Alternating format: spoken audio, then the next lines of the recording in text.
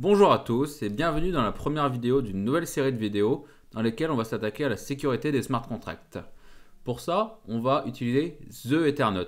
Donc on se rend sur ethernaut.openzeppelin.com. The Ethernaut est un jeu en ligne qui va nous mettre au défi de résoudre des énigmes de sécurité et de smart contracts. Donc une vidéo pour chaque énigme à résoudre. Donc aujourd'hui on va commencer avec l'énigme 0 qui est un tutoriel pour apprendre à utiliser The Ethernaut. Donc, on va faire Play Now et on va commencer directement la première quête. Pour ce faire, il faut que vous ayez MetaMask, mais bon, je pense que vous l'avez déjà. Il faudra, pour les quêtes, ouvrir votre inspecteur et aller dans la console. Et dans la console, on va pouvoir taper des commandes qui vont nous aider à résoudre la quête. Comme par exemple Player, il nous met un exemple, Player, et on a l'adresse de mon wallet qui est connecté à Ethernaut. On voit bien que c'est bien celui-là. On peut récupérer la balance. Voilà, ça nous renvoie une promesse. Donc quand ça nous renvoie une promesse, il faut juste rajouter le await. Et là, on a bien la valeur. Donc la balance de mon compte. On peut utiliser help qui nous donne des informations sur les commandes qu'on peut utiliser. Alors on va se rendre directement à la quête. Ici, il faudra générer une nouvelle instance. Moi, je l'ai déjà fait pour déployer un smart contract à hacker. Et on peut faire un await contract.info pour commencer directement la quête. Il nous dit de faire ça. Voilà. Ça nous renvoie You will find what you need in info 2. Donc là, l'énigme est commencée. Donc, il nous dit qu'on doit appeler info 1. On continue. On doit appeler info 2 avec en entrée hello. Donc on fait ce qu'il nous dit pour avancer dans la quête. Voilà, ça nous renvoie à ça.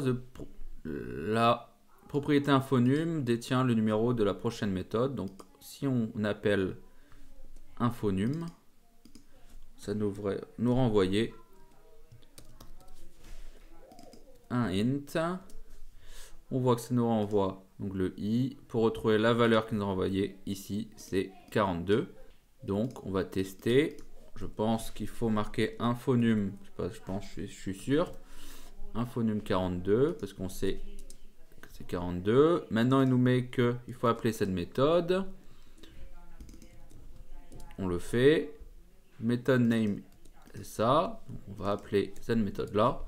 Et il nous met, si on a le password, on doit submit avec la fonction authenticate. Mais je n'ai pas le password. Donc, on va tester quelque chose. On va faire contract.abi pour récupérer l'ABI du contrat et voir les fonctions disponibles.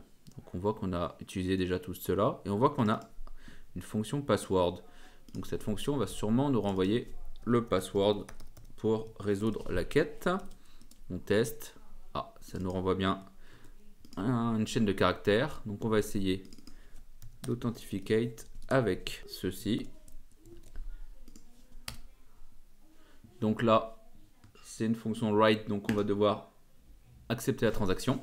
Donc la transaction est finie. Et pour tester que on a bien résolu la quête, il faut faire un submit instance qui va vérifier qu'on a bien hacké le contrat, donc réussi cette quête. Voilà, ça nous renvoie well done, on a réussi ce level.